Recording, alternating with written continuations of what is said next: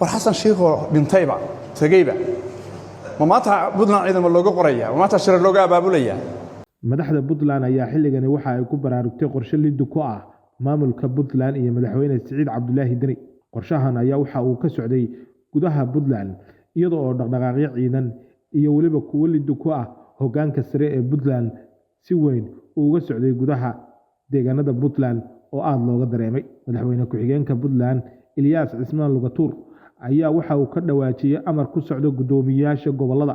iyo waliba degmooyinka Puntland kaasi oo furay in la mamnuucay qabashada shirar lagu taageerayo dowladda federaalka Soomaaliya iyo qorista ciidamo laga diiwaangeliyo deegaanada Puntland. Qorshahan ayaa madaxda sare ee Puntland hadda uu ku soo baraarugay kadib markii muddo sanadaha ciidamo kala duwan oo taabacsan dowladda federaalka Soomaaliya laga qoreeyay deegaanada Puntland. Madaxweyne ku-xigeenka Puntland oo ka hadlayay kulan ay isugu yimaadeen gudoomiyaasha gobolada iyo laamaha amniga Puntland ayaa ku eedeeyay dowladda federaalka Soomaaliya in ay wado khalkhalgelin dhinaca amniga iyo kicin bulsho, isagoo oo sheegay inay mamnuuceen in deegaanada Puntland inaan lagu qaban karin isu imaatin iyo shirar lagu taageerayo dowladda federaalka ee Soomaaliya. Dadka reer Puntland ayaa arintani waxay u arkaan arrin lagu curyaaminayo horumarka bulsho iyo waliba dhaqdhaqaaqyada kala dhaxeeya gobolada kale ee dalka Soomaaliya, waxayna hadalka madaxda Puntland u arkaan arrin aan waxba laga qaban karin. Madaxda Puntland ayaa ku mashquulsanaa arrimo kale, waxayna xilligan ku soo baraarugeen kacdoon bulsho iyo mid waliba liddu ku ah maamulka Puntland ee xilligan uu hogaaminayo Siciid Cabdullaahi Deni oo ay u arkaan siyaasi damac siyaasadeed kale hoggaanka sare ee dowladda federaalka ee Soomaaliya. Waxaa sidoo kale la kordhiyay dhaqdhaqaaqyada abuuraya ciidamo hubeysan. Madaxweynaha Puntland ayaa ku maqan dalka isu taga Imaaraadka Carabta xilli Imaaraadka Carabta aysan saacidi karin doorashada madaxtinimada ee Soomaaliya oo horay ay uga cudur daarteen sababo la xiriira culaysyo dhaqaale oo ka dhashay colaadda Bariga Dhexe. Beelaha gobolka Bari ayaa horay gadood u sameeyay taasi oo saldhig u ah maamulka oo aysan ku qanacsanayn. Xilligan Puntland waxa ay wajahaysaa culaysyo siyaasadeed iyo mid dhaqaale oo ka dhashay ciidamada maamulka Siciid Cabdullaahi Deni oo hoos u dhigay in Puntland ay hesho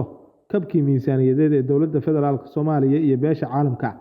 ay ka heli jirtay. والحسن شيخو بنتيبة تجيبة وماتها بدنا عيدا من اللوجو قرية وماتها شر اللوجو أبابولية. nin xamar ka yimi shir ma qaban karo Puntland gudaheedana ciidamo federaal ka yimi laguma abaabuli karo waa inaad ka shaqaysaan mas-uuliyadda koowaad ii taalla wey fiiri dowladnimadan iyadoo intaa ka tabayar baa la difaaciyey qof ka aragti duwan inuusan imaan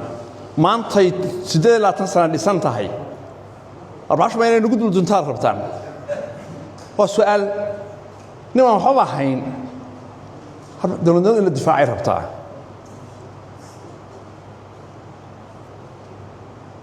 dadka reer Puntland dowladnimadooda way rabaan waana garab taagan yihiin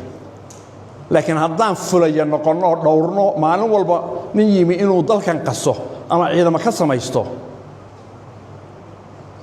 maxay shalay dowladda u dhisteen wixii laynu ku aaminayso soo khasaare ma